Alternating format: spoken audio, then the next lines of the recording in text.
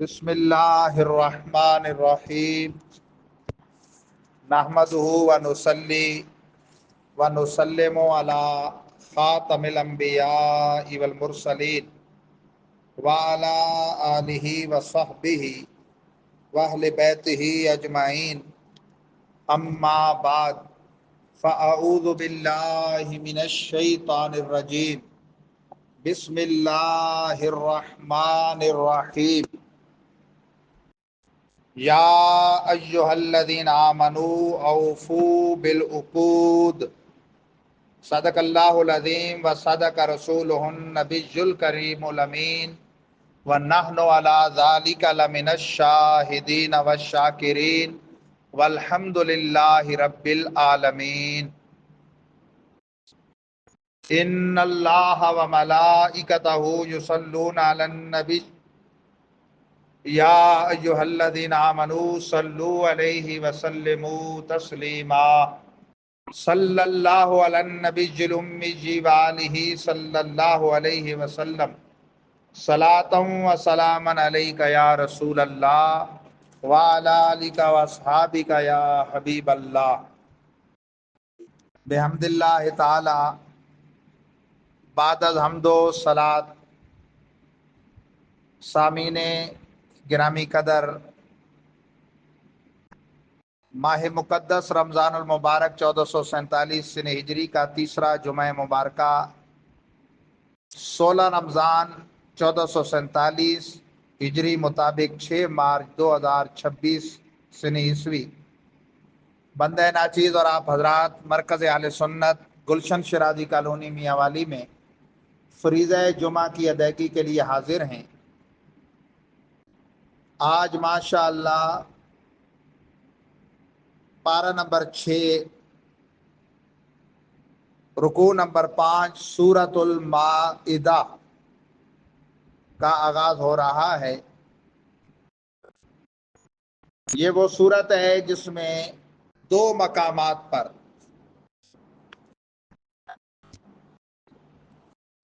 مائدہ یعنی خانے نعمت، دسترخوان طعام کا ذکر کیا گیا ہے، آیت نمبر 112 اور آیت نمبر 114 میں، اس لیے اس کو سورۃ المائدہ کہتے ہیں۔ کوفی قراء کے نزدیک اس میں 120 آیتیں ہیں، ہمارے ہاں جو مصحف شریف ہے اس میں 120 آیتیں ہی ہیں، حجازیوں کے ہاں 122 اور بصریوں کے ہاں 123 آیتیں ہیں۔ یہ اختلاف ان کے اپنے شمار کی وجہ سے ہے، ورنہ آیتیں تو وہی ہیں جو سورۃ المائدہ کی ہیں۔ کسی کے ہاں کہیں کوئی وقف ہے یعنی فل سٹاپ، اور کسی کے ہاں وہاں نہیں ہے، آگے ہے، تو جس کے ہاں وہ پہلا فل سٹاپ وقف نہیں ہے تو اس کے ہاں وہ ساری ایک آیت بنتی ہے، اور جس کے ہاں پہلے بھی اور آگے تو 2 آیتیں بنتی ہیں۔ یہ مدنی ہے سورۃ المائدہ، اور ہجرت کے بعد نازل ہوئی، اگرچہ بعض آیتیں حدیبیہ سے لوٹتے وقت مکہ مکرمہ میں نازل ہوئی، اور آیت کریمہ الیوم اکملت لکم وہ بالاتفاق مکی ہے کہ سرکار اس وقت میدان عرفہ میں موجود تھے، یعنی 7 ہجری سے لے کر 10 ہجری تک سورہ مائدہ کے نزول کا زمانہ ہے۔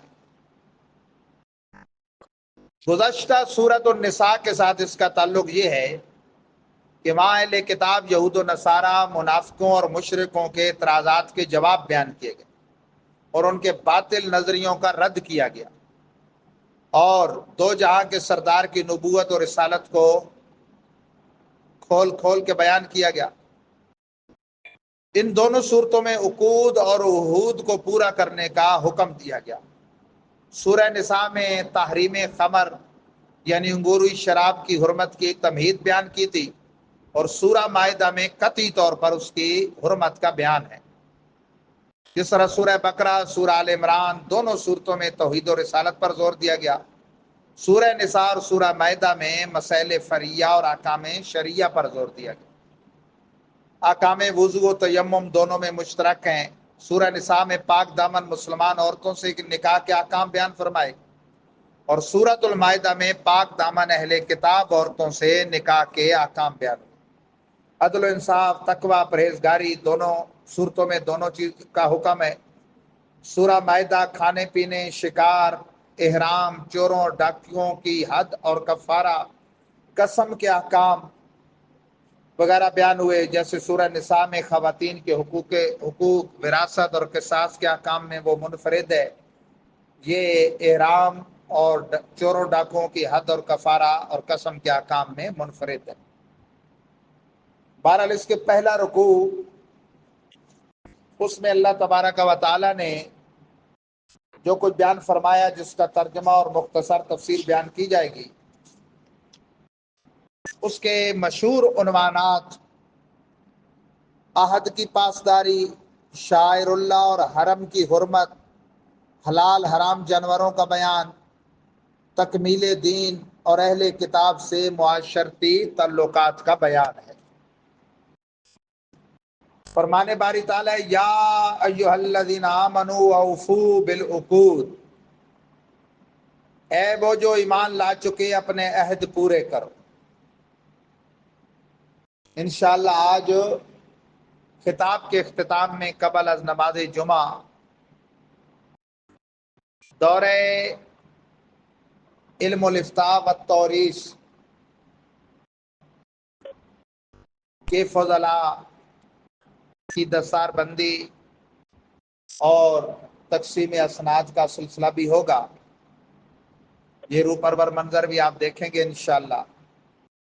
تو فرمایا، یا ایھا الذین آمنوا اوفوا بالعقود، اے مومنو پورے کرو وعدے۔ یا عقد عام ہے، تو جو بھی تم دو پیمان کرتے ہو یا معاملات کرتے ہو وہ پورے کرو۔ احلت لکم بہیمۃ الانعام، حلال کیے گئے تمہارے لیے چوپائے، الا ما یتلی علیکم غیر محل الصید وانتم حرم، مگر جو پڑھا جائے گا، بتلایا جائے گا تم پر، سوائے حلال نہ جانتے ہوئے خشکی کے شکار کو، وانتم حرم، اس حال میں کہ جب تم احرام میں ہو۔ ان اللہ یحکم ما یرید، بے شک اللہ جو چاہتا ہے حکم دیتا ہے۔ یعنی عقود شریعہ جیسے عقد شرکت ہے، عقد نکاح ہے، عقد بیع وغیرہ، یا آپس کے باہمی معاملات ہیں مومنو جو تمہارے ہوں تو پورے کرو۔ چوپائے تمہارے لیے حلال کیے گئے، اونٹ گائے بھیڑ بکری، نر ہوں یا مادہ۔ اس اعتبار سے حلال چوپایوں کی 8 قسمیں جن کو ازواج ثمانیہ کہا جاتا ہے۔ ہرنی اور واشی گائے وغیرہ انعام کے لفظ سے وہ ملائے گئے ہیں۔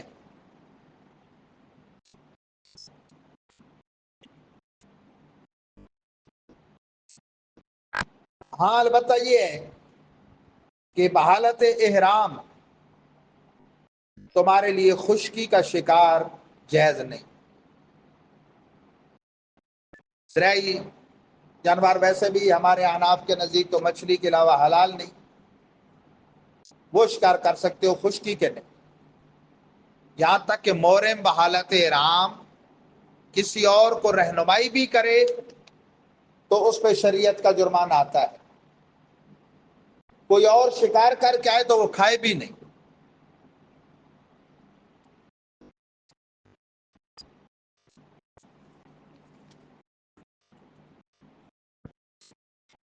یا ایھا الذین آمنوا لا تحلوا شعائر اللہ ولا الشہر الحرام ولا الہدی ولا القلائد ولا آمین البیت الحرام یبتغون فضلا من ربہم ورضوانا۔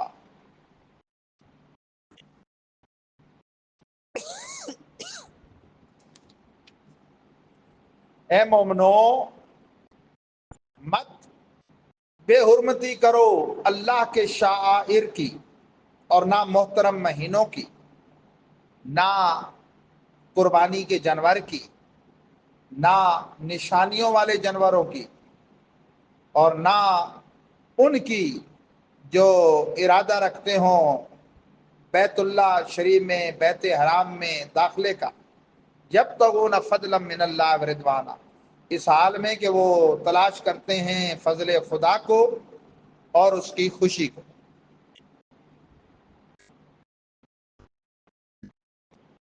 یعنی اے مومنو، اللہ کی نشانیوں کی بے حرمتی مت کرو، جیسے ماضی میں بد نصیبوں نے بیت اللہ شریف پہ چڑھائی کی اور اس کی بے حرمتی کی۔ اسی طرح مواقف حج ہے، ان کی تعظیم بجا لو، حج کے لیے قربانی کے جو جانور مقرر کیے گئے ان کی تعظیم کرو۔ ان میں لوگ نشانیاں ڈال دیتے تھے، ان کے گلے میں لٹکا دیتے تھے قلائد، تو فرمایا وہ نشانیوں والوں کی بھی تعظیم کرو، یہ ان کی نشانی ہے۔ اور محترم مہینوں کی بھی، سال کے 12 مہینے ہیں، ان میں 3 ترتیب بار اور ایک الگ، یہ وہ مہینے کہلاتے ہیں جنہیں ماہ محرم کہتے ہیں۔ ایک تو محرم الحرام پہلا مہینہ، اور 2 آخری مہینے اس کے ساتھ متصل 11واں 12واں ذوالقعدہ اور ذوالحجہ، اور ایک جدا ہے رجب المرجب جو 7واں مہینہ ہے۔ رجب المرجب کو رجب المرجب اس لیے کہتے ہیں کہ رجب کا معنی ہے کاٹا ہوا۔ وہ حرمت والے 4 مہینے 3 لگاتار ہیں، 11واں 12واں اور پہلا، اور وہ کاٹا ہوا الگ ہے۔ ذوالقعدہ حرمت والے، اور ذوالقعدہ اس لیے کہتے ہیں کہ ذوالقعدہ کا معنی ہے بیٹھنے والا۔ وہ لوگ پورا پورا سال بعض اوقات جنگ و جدال میں مصروف رہتے اور اس مہینے بیٹھ جاتے، اپنے اوزار رکھ دیتے۔ ذوالحجہ حرمت والا بھی ہے، اور حج کی مناسبت سے اسے ذوالحجہ بھی کہتے ہیں۔ تو فرمایا کہ ذوات القلائد، قلادہ سے مراد ہر وہ شے جو اونٹ وغیرہ کے گلے میں ڈالی جائے، مثلا جوتے کے ٹکڑا، کھجور کے درخت کی چھال، تاکہ معلوم ہو جائے یہ حج کی قربانی ہے۔ اور عازمین بیت اللہ یعنی حاجی ہوں یا عمرے والے، ان کی بھی بے حرمتی مت کرنا۔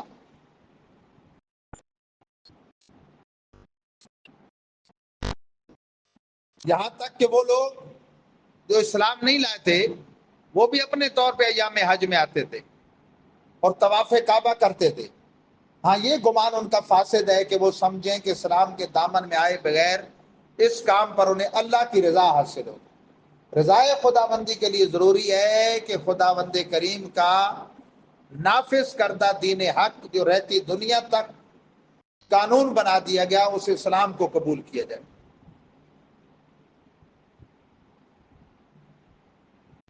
آگے ارشاد ہوتا ہے وَإِذَا حَلَلْتُمْ فَاصْطَادُوا، اور جب احرام سے نکل جاؤ تو شکار کرو۔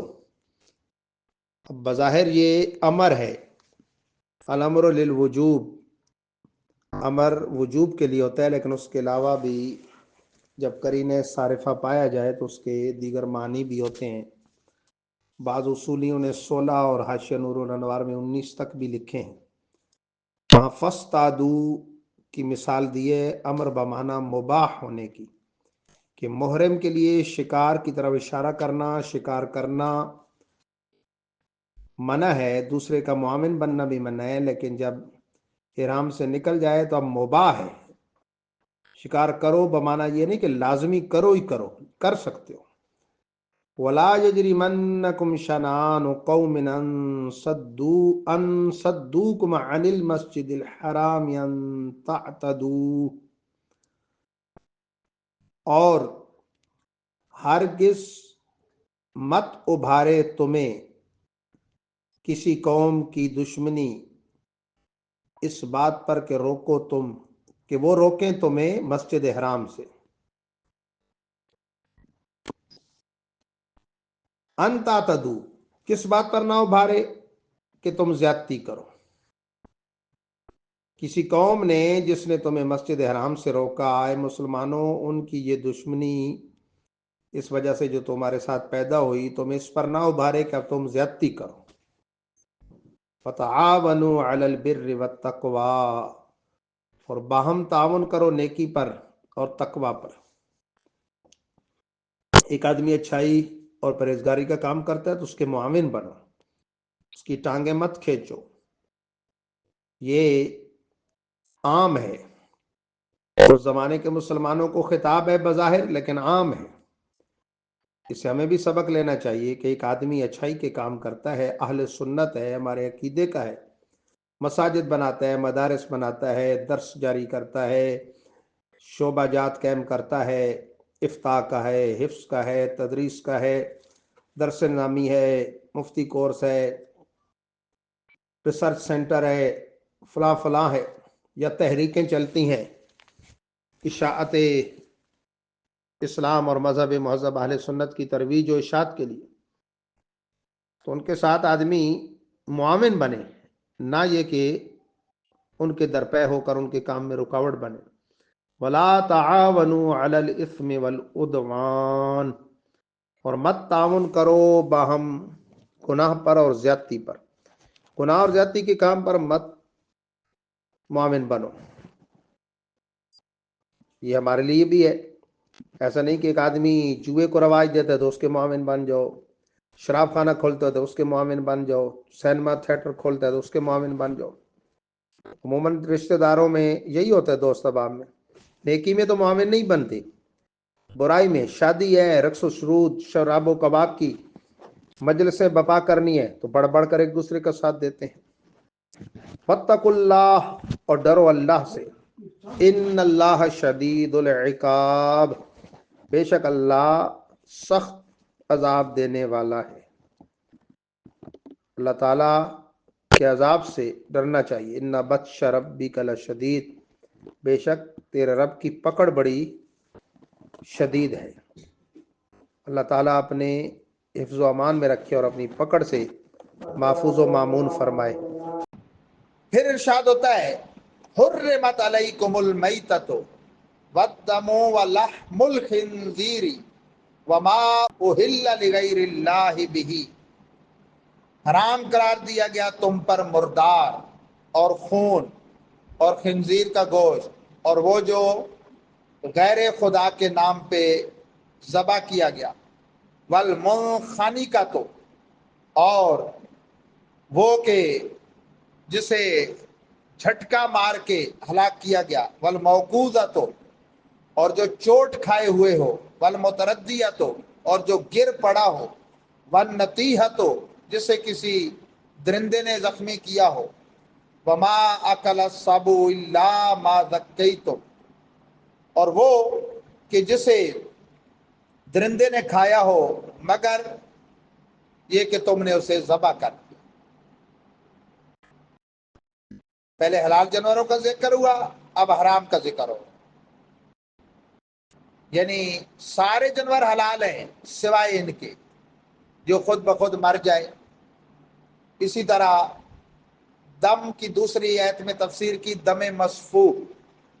دم مسفوح وہ ہے کہ وقت ذبح جو بہتا ہے خون. حلال جانور کو بھی جب آپ حلال کرتے ہیں یعنی ذبح کرتے ہیں اس وقت جو خون بہتا ہے. لحم خنزیر، خنزیر کی کھال، ہڈیاں، جلد سب حرام ہے، لیکن عام طور پہ چونکہ کھانے والی چیز گوشت ہے اس لیے اس کا ذکر کیا. اس کا کے یہ مطلب نہیں، سوائے سخت ضرورت کے کہ جوتے گانٹھنے ہیں تو وہ چونکہ ذلت کے مقام میں استعمال ہوتے ہیں پاؤں میں، تو موچی کے پاس اور کوئی دھاگا، کوئی بال کا بنا ہوا، کوئی سوت کا کاتا ہوا وہ نہیں ہے، تو پھر خنزیر کے بال کو جوتوں میں استعمال کیا جا سکتا، وہ بھی ضرور تھا ورنہ اس سے بچا جائے. وما، یہ نجس العین ہے. وما اہل لغیر اللہ بھی، اور وہ جو نام خدا کے علاوہ پر ذبح کیا جائے. یہ مسئلہ بڑا اختلافی مسئلہ ہے اور وہابیہ اس میں بڑی شدت کرتے ہیں. وہ کہتے ہیں جس جانور پر غیر خدا کا نام لے لیا گیا نا، مثلا کہا زید کا بکرا، عقیقے کا بکرا، عرس کا بکرا، 11ویں کا بکرا، تیجے ساتہ 10واں چیلم برسی کا بکرا، وہ حرام ہو گیا۔ اس نسبت سے یہ چیز حرام نہیں ہوتی، ورنہ تو یہ کہنے والے خود بھی کہتے ہیں پوچھو بھائی قربانی کے دنوں میں یہ جانور کس لیے؟ قربانی کا بکرا ہے، قربانی کی گائے، یہ کیوں پالا ہوا ہے؟ بچے کے عقیقے کے لیے، بچے کے ولیمے کے لیے۔ تو اس کہنے سے حرام نہیں ہوگا ذبح اگر نام خدا پہ کرتے ہیں۔ اسی طرح اس کہنے سے حرام نہیں ہوگا کہ غوث پاک کی 11ویں کے لیے یا داتا صاحب کے عرس کے لیے۔ ہاں اگر وقت ذبح آپ نام خدا نہیں لیتے، ان کا نام لیتے ہیں اور ان کا تقرب چاہتے ہیں، یعنی قربت اور یہ ثواب دیں گے یہ اللہ کے بندے، تو پھر آپ خود بھی مشرک ہو جائیں گے اور وہ جنار بھی حرام ہے۔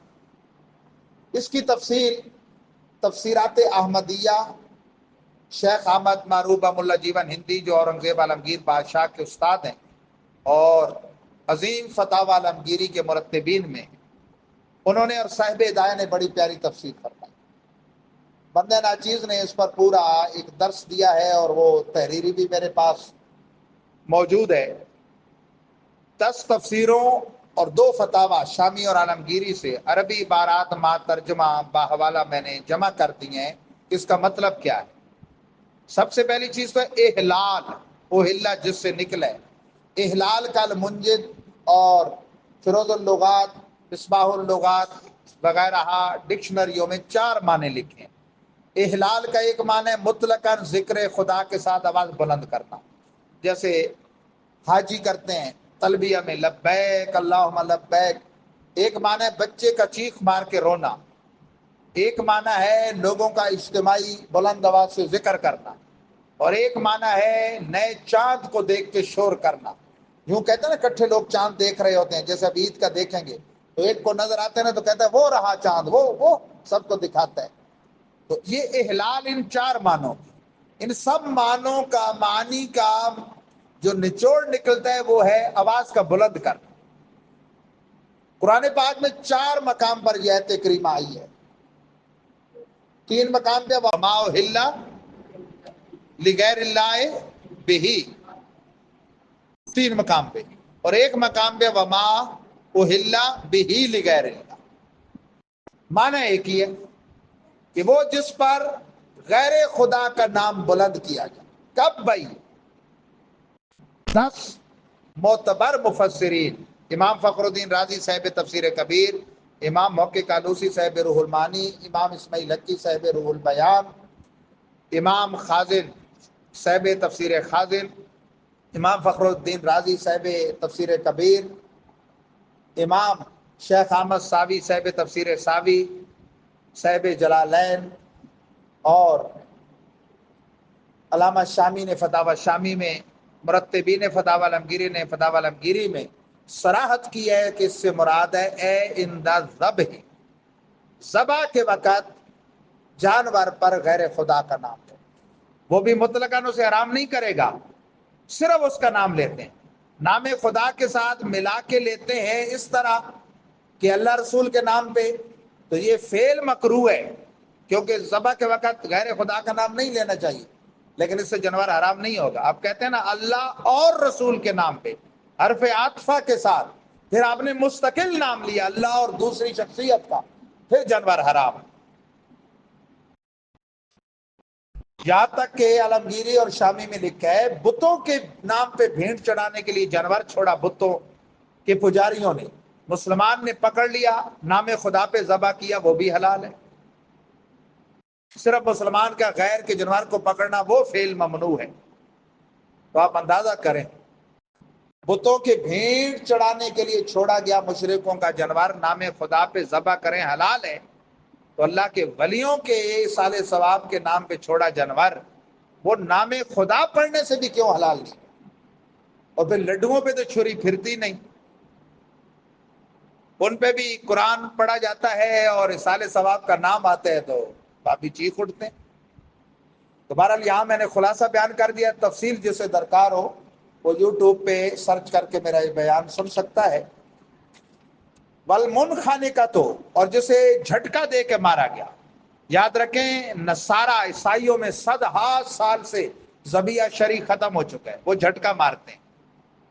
اعلیٰ حضرت نے اپنا واقعہ لکھا کہ دوسرے سفر حج پہ بحری جہاز میں بکری تھی ان کے پاس، کپتان جو تھا اس کا وہ عیسائی تھا، ہم نے خریدنی چاہیے، انہوں نے نہیں دی۔ تھوڑی دیر بعد جھٹکا مارا، گوشت موشت بنایا، کہتے ہیں آپ گوشت خرید لو۔ ہم نے کہا تو ہمارے لیے خنزیر ہو گئی ہے، کیونکہ مسلمانی ذبیحہ کیا ہے کہ آپ خون بہائیں، دو اگل بغل میں رگیں ہوتی ہیں اور بیچ میں 2 نالیاں ہیں، ایک سانس کی ایک کھانے پانی والی مری اور سانس والی حلقوم، اس کے اگل بغل میں وداجین۔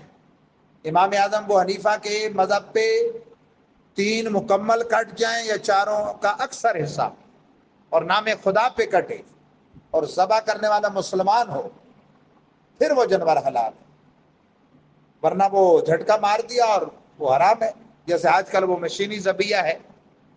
والموقوذۃ، اور جو چوٹ کھایا ہوا مر جائے خود بخود۔ والمتردیۃ، اور گرا پڑا۔ والنطیحۃ، اور سینگ مارا جسے کسی جانور نے اور اس کی تاب نہ لا کے مر گیا۔ وما اکل السبع الا ما ذکیتم، اور وہ جس میں سے کسی درندے نے کھایا اور اس زخم کی وجہ سے مر گیا۔ ہاں اگر گرا پڑا یا گلا گھونٹا یا سینگ مارا جانور نے یا کھایا اور وہ بھی زندہ ہے اور نام خدا پہ ذبح کر لیا گیا، وہ حلال ہے۔ یہ شکار کا بھی یہی حکم ہے۔ شکاری کتا یا شکاری باز چھوڑا اور وہ زخمی کر کے لایا، اس میں سے کھایا کچھ نہیں، چھوڑا بھی مسلمان نے اور سدھایا ہوا ہے اور اس کے ساتھ کوئی غیر سدھایا ہوا جانور شامل نہ ہو، اس میں سے اس نے زخمی کر کے کھایا نہ ہو اور سیدھا اس مسلمان کے پاس لائے، یہ شرطیں ہیں۔ زندہ آیا تو پھر یہ اسے ذبح کرے، تب اس کے لیے حلال ہے، اور اس زخم کی تاب نہ لاتے ہوئے خود مر گیا تو حلال ہے۔ یہ ہے علم کی برکت۔ علماء فرماتے ہیں جس کتے کو شکار کا علم سکھا دیا جائے وہ کتا دوسرے کتوں سے ممتاز ہو جاتا ہے۔ جس باز کو شکار کا علم سکھا دیا جائے وہ باز دوسرے بازوں سے ممتاز ہو جاتا ہے کہ دوسرے کتے کا مارا ہوا حلال نہیں، دوسرے باز کا مارا ہوا حلال نہیں، یہ زخمی کر لائے اور مالک کے پاس پہنچنے سے پہلے وہ مر جائے، حلال ہے۔ تو جب ایک درندے کو اور ایک شکاری پرندے کو اور ایک وحشی درندے کو علم سکھانے سے وہ ممتاز ہو جاتا ہے، تو حضرت انسان جو اللہ کی اشرف المخلوقات ہے یہ علم سے کتنا ممتاز ہو جاتا ہے۔ ایمان کے بعد علم ہی وہ دولت ہے جو انسان کو دوسروں سے ممتاز کرتی ہے۔ امام عبداللہ بن مبارک جو ہمارے آقا امام اعظم ابو حنیفہ کے شاگرد رشید ہیں اور جن کو داتا گنج بخش علی حجویری نے لکھا کہ وہ علماء کے بھی سردار ہیں، صوفیاء کے بھی سردار ہیں، وہ سیدنا عبداللہ بن مبارک، ان سے پوچھا گیا من الناس، لوگ کون ہیں لوگ؟ فرمایا العلماء، لوگ کہلائے جانے کے لائق صرف علماء، کیونکہ انسان اور دیگر حیوان میں فرق کیا ہے؟ شعور کا، علم کا، تمیز کا ہی تو فرق ہے۔ کھاتے پیتے تو وہ بھی ہیں، عمل مجامات بھی ہوتا ہے، ان کے بچے بھی جنے جاتے ہیں، ان کی پرورش بھی کرتے ہیں، سوتے بھی ہیں، مارتے دھاڑتے بھی ہیں، چلتے پھرتے بھی ہیں، کھاتے پیتے بھی۔ انسان بھی صرف انہی کاموں تک رہے تو پھر اس میں اور دوسروں میں فرق کیا ہے؟ انسان کا یہی تو خاصہ ہے جو اسے ما ادا سے ممتاز کرتا ہے کہ یہ قابل علم ہے، وہ قابل علم نہیں۔ وما ذبح علی النصب وان تقسموا بالازلام، اور وہ بھی حرام ہے جو ذبح کیے گئے نصب پر، تھانوں پر، اور یہ کہ تم 500 کے ذریعے بانٹو، یہ بھی حرام ہے۔ بتوں کے جو بھینٹ چڑھتے تھے نا، تھان بنے ہوتے تھے، ان کے نام پہ جو ذبح ہوتے تھے وہ بھی حرام ہے۔ اور ایک طریقہ تھا ان میں 5 سے پلٹنے کا، وہ کیا تھا؟ سفر پہ جانا ہے نا تو جانور جناب وہ ذبح ہو رہے ہیں، ایک ان میں جوئے کا طریقہ تھا اور ایک حرام ہونے کا طریقہ۔ ایک تو یہ تھا کہ وہ غیر خدا بت کے نام پہ اسے وہ نکالتے تھے 5 سے کہ جس کے نام نکل آئے گا وہ فلاں بت کے نام بھینٹ چڑھائے گا، وہ تو جنواری حرام ہے جو بت کے نام کھڑے۔ دوسرا جوئے کا طریقہ تھا ان میں، مشترکہ قیمت سے ایک اونٹ خریدا، اسے ذبح کیا، تو اصولی طور پہ تو گوشت بھی ان کا مشترکہ ہونا چاہیے نا، برابر۔ 10 بندے ہیں، 1 لاکھ کا مثلاً خریدا ہے، برابر برابر پیسے ملائے ہیں، 10,000 تو سب کے برابر 10 حصے ہونے چاہیے، اونٹ کے ایک ایک حصہ سب کو مل جائے، حصے 10 کر لیتے تھے، پیسے برابر ملائے، ترکش میں تیر ڈال دیتے تھے 10 وہ تھیلے میں، کوئی خالی چھوڑ دیتے، کسی پر ایک نشان لگا دیتے، کسی پہ 2، کسی پہ 3، اندازے سے ہاتھ مار کے ایک ایک تیر نکالتے، جس کا خالی نکل آتا اس کو کوئی حصہ نہیں ملے گا، حالانکہ پیسے اس نے بھی 10,000 دیے ہوئے۔ جس کا ایک نشان والا نکل آئے اس کو ایک حصہ ملے گا، جس کا 2 والا 2، جس کے 3 والا 3۔ یہ جوا ہے، یہ بھی حرام ہے۔ ذالکم فسق، فرمایا یہ حرام جانور کھانا اور یہ 5 کے ذریعے بانٹنا یہ گناہ ہے، فسق ہے۔ الیوم یئس الذین کفروا من دینکم، اے مسلمانوں آج کے دن جو کافر ہیں وہ تمہارے دین سے نا امید ہو گئے، یعنی اب تمہارا غلبہ ہو گیا، وہ مغلوب ہیں۔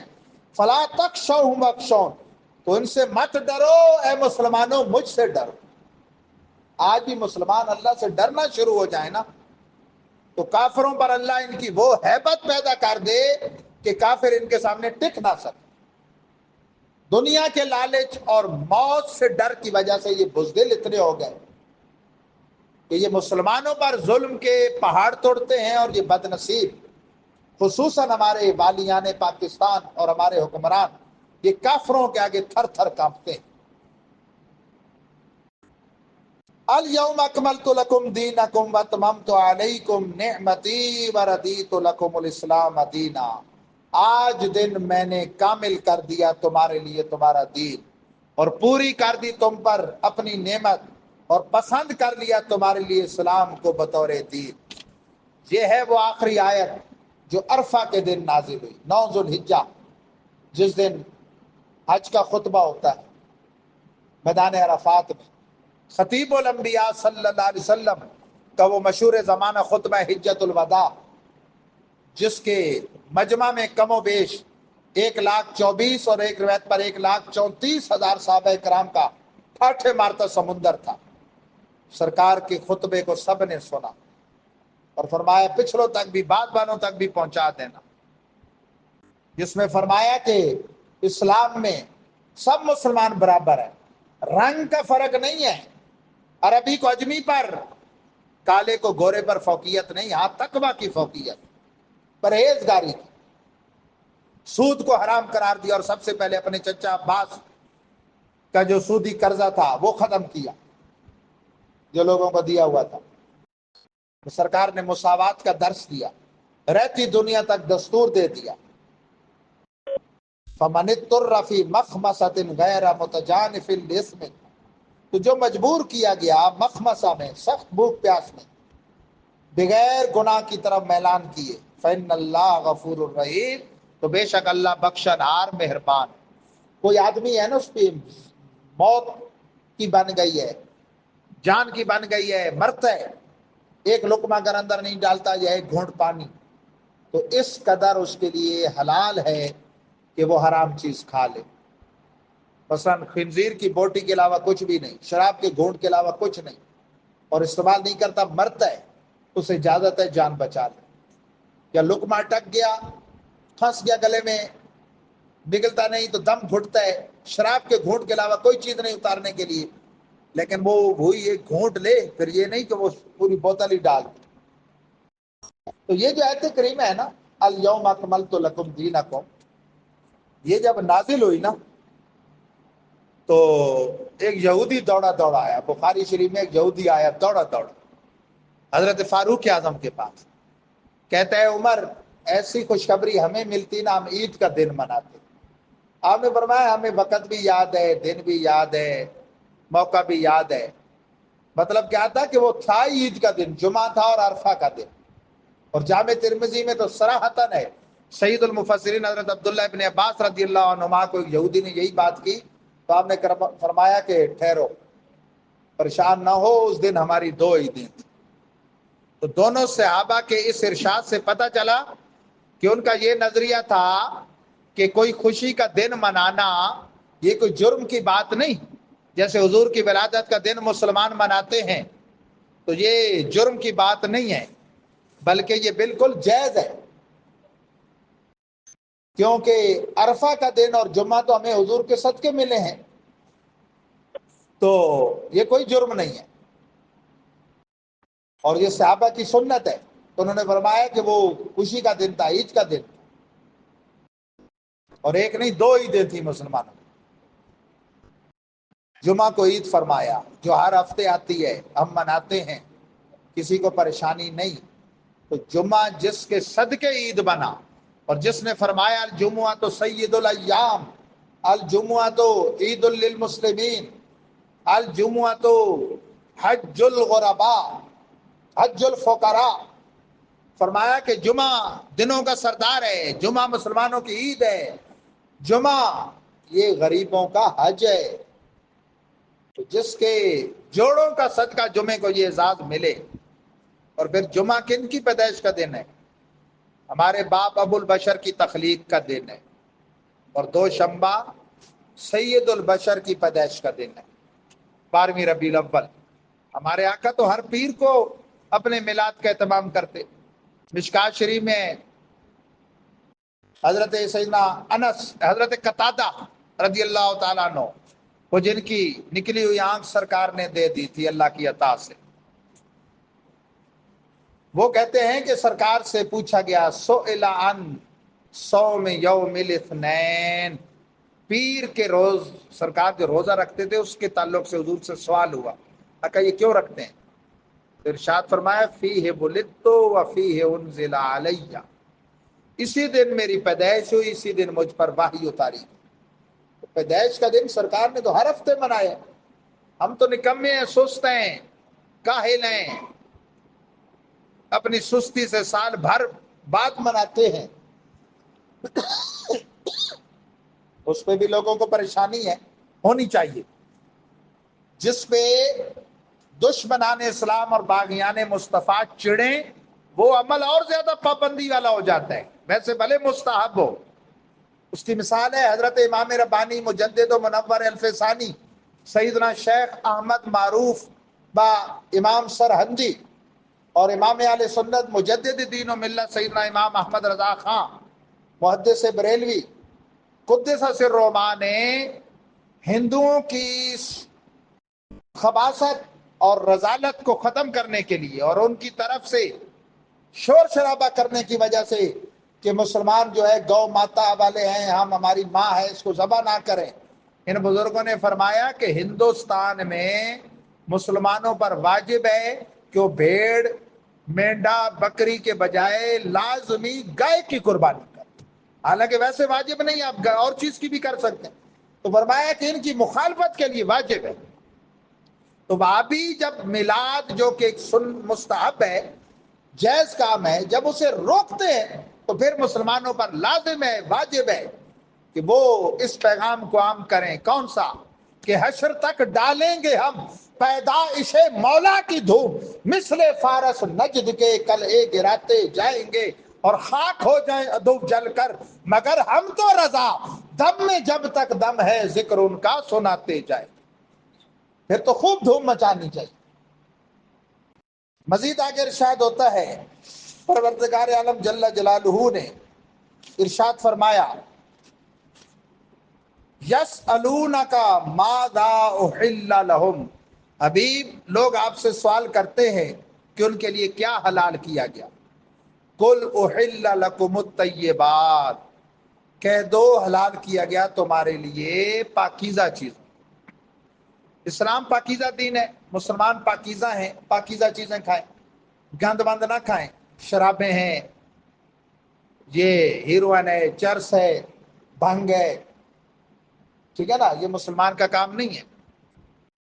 وما علمتم من الجوارح مکلبین تعلمونہن مما علمکم اللہ، اور جو سکھا رکھا ہے تم نے اپنے شکار پر دوڑانے کو، یعنی شکاری درندہ ہو جیسے کتا، شیر، چیتا، یا باز شکرا وغیرہ ہو، تو انہیں سکھاتے ہو جو اللہ نے تمہیں علم دیا. یعنی بندے جانوروں کو جو سکھاتے ہیں تو اللہ کے دیے ہوئے علم سے سکھاتے ہیں. فَكُلُوا مِمَّا أَمْسَكْنَا عَلَيْكُمْ، تو کھاؤ اس میں سے جو وہ روک رکھیں تم پر. یہ شرط ہے، پہلے بھی میں نے بتایا کہ ایک تو چھوڑنے والا مسلمان ہو، دوسرا اس کے ساتھ غیر شکاری جانور نہ ملے، تیسرا وہ سیدھا شکار کی طرف جائے، چوتھا اس کو زخمی کر کے لائے، اس میں سے کھائے کچھ نہیں. اگر مجوسی چھوڑے گا، کوئی کافر چھوڑے گا، حلال نہیں. اس کے ساتھ اور مل جائے گا شکار کرنے میں غیر سکھایا ہوا، پھر بھی حلال نہیں. کچھ کھا لے گا پھر بھی حلال نہیں. سیدھا اس کی طرف نہیں آئے گا، پہلے کہیں اور نکل جائے گا، پھر اس کو پکڑنا پڑے گا، پھر بھی حلال نہیں. ہاں اس کے بعد لائے اور مر گیا، وہ ساری شرطیں پوری تھیں، حلال ہے. یہی تو فرق ہے سکھائے ہوئے اور غیر سکھائے ہوئے. اسی طرح حال ہے دھاری دار، نیزہ تیر تلوار بسم اللہ پڑھ کے مارے، جانور کو کاٹا ہے، اس نے زخمی کی ہے، گرا ہے، یہ پہنچا ہے، وہ مر چکا ہے، حلال ہے. اگر زندہ تھا پھر ذبح کرنا ہوگا تب حلال. لیکن گولی سے نہیں، گولی کاٹتی نہیں توڑتی ہے، ذبح والی جس میں شرط پائی جاتی. پہلے ایک ہوتی تھی وہ دھاری دار گولی، وہ اب ہے نہیں. اس کے بارے میں بعض علماء کو فتویٰ تھا کہ وہ چھری کا کام کرتی. تو کاٹنا اور توڑنا اس میں فرق ہے. یہ جو چھرے وارے مارتے ہیں نا اور کہتے ہیں مر گیا تو بسم اللہ پڑھ کے مارا تھا، وہ حلال نہیں ہوتا، وہ حرام ہے. یہ لڑکوں کو بتائیں یہ مسئلہ. بڑی خوشی سے خود بھی کھا رہے ہوتے ہیں اور آپ کو بھی توبہ دے رہے ہوتے ہیں حرام، اور آپ بھی کہتے ہیں واہ جی میرا جو ہے نا وہ کزن، میرا دوست جو ہے وہ شکار کر کے لایا جی، مجھے بھی دیا اس نے. ہمارے یہاں یہ فاختہ ہے نا، فاختہ اس کو تو چھوڑتے ہی نہیں نا. یہ روز جا رہے ہیں جی کس کے شکار پہ؟ فاختہ کے شکار پہ جی. گیلڑی، گیلڑی اس کو کہتے ہیں. فَكُلُوا مِمَّا أَمْسَكْنَا عَلَيْكُمْ، جو تم پہ روک رکھے اسے کھاؤ. وَاذْكُرُوا اسْمَ اللَّهِ عَلَيْهِ، اور اس پر اللہ کا نام بھی لو. یعنی اگر وہ لے آئے اور ابھی زندہ ہے تو پھر نام خدا لے کے خود ذبح کرو. وَاتَّقُوا اللَّهَ، اور اللہ سے ڈرو، حرام نہ کھانا. إِنَّ اللَّهَ سَرِيعُ الْحِسَابِ، بے شک اللہ جلد حساب لینے والا ہے. پہلا رکوع سورۃ المائدہ جو 5 آیتوں پر مشتمل تھا، آخری آیت کریمہ کا ترجمہ آپ تفسیر سنیں، پھر آپ کو ایک خوشخبری بھی دیتے ہیں اور آپ کو ایک حسین منظر بھی دکھاتے ہیں. ایک خوشخبری تو آپ کو نظر آ گئی نا ماشاءاللہ. دوسری وہ پہلے پچھلے جمعے سے آپ کو نظر آئی ہوئی ہے ماشاءاللہ. یہ بجلی ہمارے لیے یہاں نعمت ہے، یہ خوبصورت چٹائیاں ہمارے لیے نعمت ہیں. لیکن آپ جب بھی آتے ہیں الحمدللہ کوئی نہ کوئی نیا اہتمام ہوتا ہے. اس اہتمام میں اپنی حسب حیثیت آپ بھی شامل ہوا کریں. یہ ضروری نہیں ہوتا اللہ کی راہ میں جو لاکھ دے تو وہ اچھا ہے، جو 10 روپے دے 20 100 دے وہ اچھا نہیں. دار و مدار تو نیت پر ہے اور اپنی حیثیت پر. الیوم احل لکم الطیبات، حضرت صدیق اکبر جو سارا سامان اٹھا لائے تھے نا، علماء نے لکھا ہے حضرت فاروق اعظم کے آدھے مال سے مقدار میں کم تھا، لیکن کل کا کل لے آئے نا، اور وہ کل کا آدھا لائے. بات سمجھے؟ تو حلال آج دن حلال کیا گیا ہے مسلمانوں تمہارے لیے پاکیزہ چیزوں. وَطَعَامُ الَّذِينَ أُوتُوا الْكِتَابَ حِلٌّ لَكُمْ، اور کھانا ان کا جو دیے گئے کتاب وہ حلال ہے تمہارے لیے.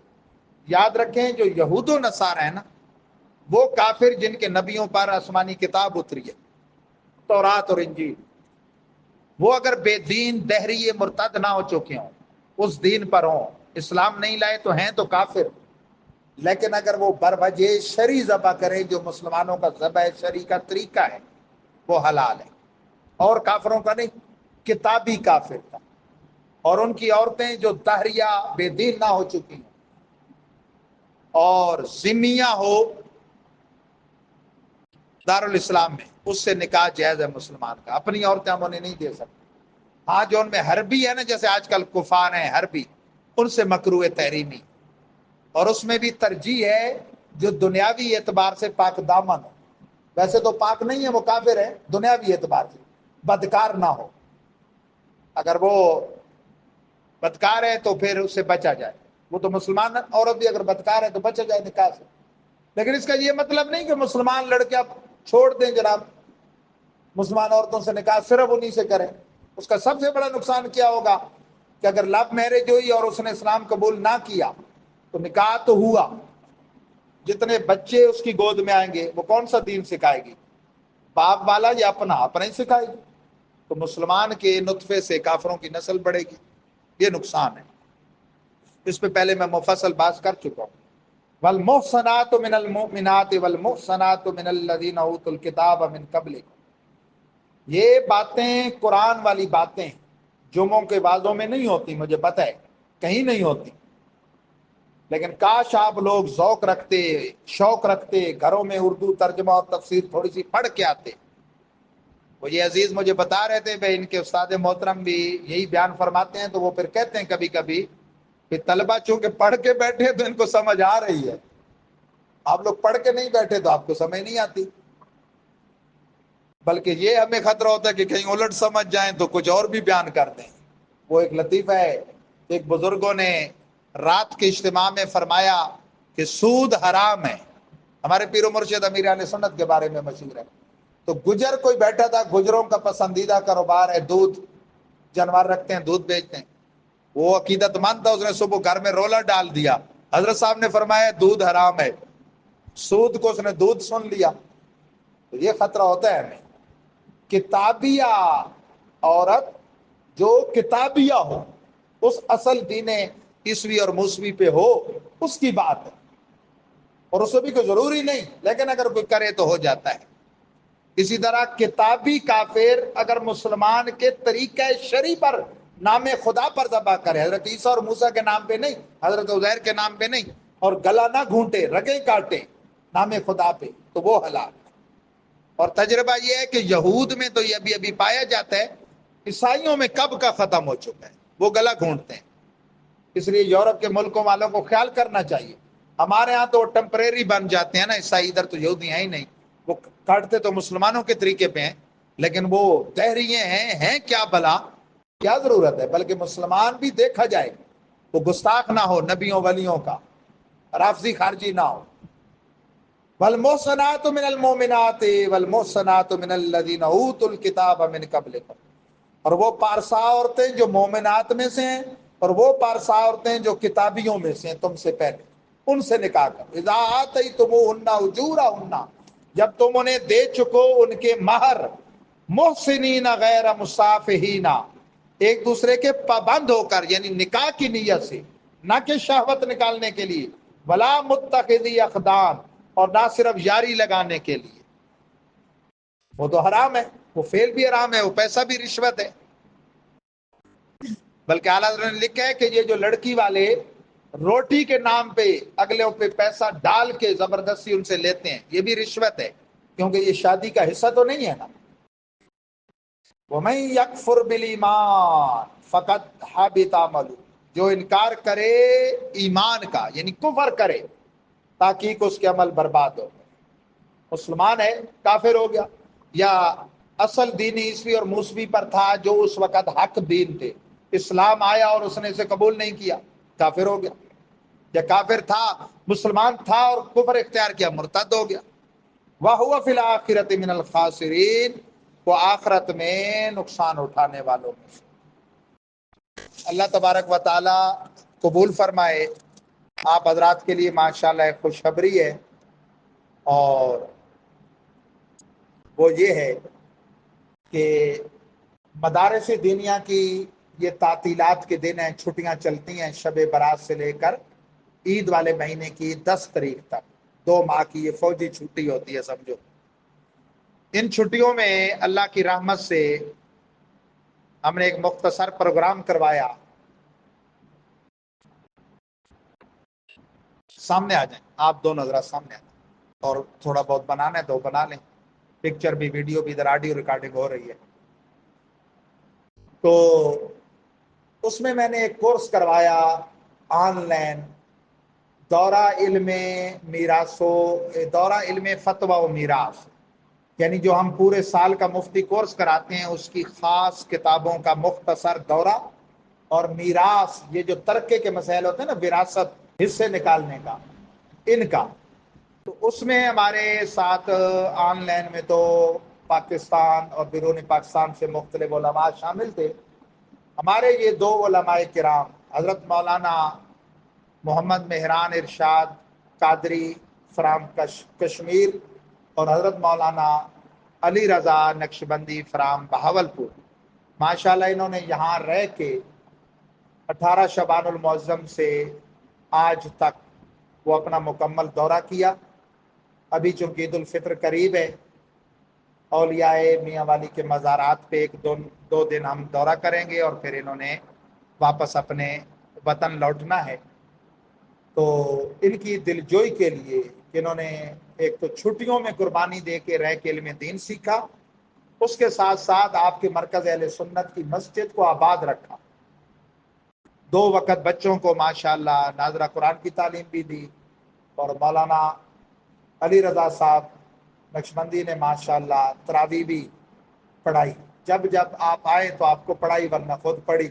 ये तो आपकी गफलत है ना कि आप नहीं आते, वरना ये तो फरमा रहे थे कि मैं अल्हम्दुलिल्लाह इतना पक्का हाफिज हूँ अल्लाह की अता से, 2 पारे करके कहे तो 15 दिन में मैं ख़त्म कर दूँ। मेरे जैसे सुस्त जो हमारे यहाँ मल्ले के मुक्तदी हैं, उन्होंने कहा हम पीछे खड़े होने की ताकत नहीं रखते। बहरहाल तो इनकी दिलजोई के लिए इनकी कोर्स की सनद, साथ कुछ दीगर अकाबिर बुजुर्गों के औराद वज़ैफ़ और सिलसिला तरीक़त की सनद, कुछ किताबें जो हमारी नई लिखी हुई आई, और इनको एक मेरी तरफ से और एक हमारे भाई तारिक साहब जो अक्सर माशाअल्लाह उन्होंने पूरा महीना सारी और इफ्तारी की खिदमत भी बजा लाए, आज इत्तेफाक से नहीं है, उनकी तरफ से एक सूट और कुछ थोड़ा सा किराया मैं इनको पेश करूँगा। तो थोड़ा इनकी हौसला अफजाई के लिए दस्तार फजीलत है, आप हजरात भी थोड़ा सा खड़े हो जाएं और इज्तिमाई तौर पे अल्लाह अल्लाह का जिक्र करते हैं, इनकी दस्तार करते हैं और फिर इंशाअल्लाह खुतबा और नमाज पढ़ते हैं। सारे हजरात थोड़ा खड़े हो जाएं, आप ज़रा मेरे करीब आ जाएं। तो वो दोनों उठा लेना सूट। हाँ, अच्छा जी। सबसे पहले तशरीफ लाए ना कि मैं आपको माला डाल दूँ, दोनों आए माला डाल दूँ, फिर वो मैं जिसका नाम लूँ वो अपनी आके वो या उसे चलें। ये जी माशाल्लाह मौलाना अली रज़ा नक्शबंदी साहब हैं, ये हमारी तरफ से माशाल्लाह इनके कोर्स की सनद भी है और हमारे सिलसिले के बुजुर्गों की असनाद भी है माशाल्लाह।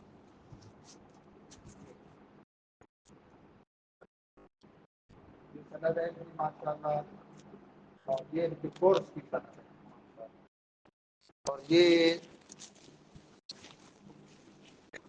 एक मिनट, हाँ, ये माशाल्लाह इनके लिए एक सूट है और चादर शरीफ है। अब जरा जिक्र करें, ला इलाहा इल्लल्लाहु ला इलाहा इल्लल्लाहु ला इलाहा इल्लल्लाहु ला इलाहा मोहम्मद। माशाल्लाह, ये तारिक भाई आ गए जी, ये अपना तोहफा अपने हाथ से दें माशाल्लाह। और ये थोड़ा सा हमारी तरफ से सिर्फ किराया है जी, अपनी बड़ी खिदमत दी माशाल्लाह। और ये शजर है,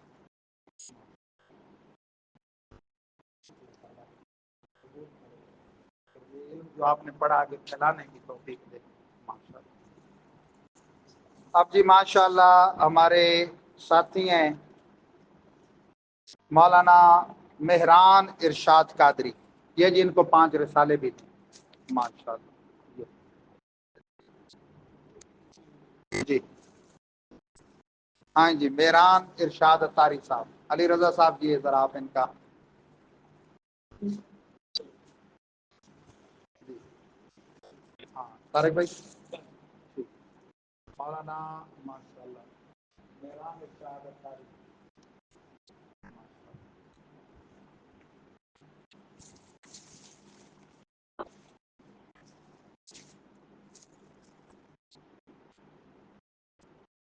اجتماعی ذکر کریں جی ماشاء اللہ لا الہ الا اللہ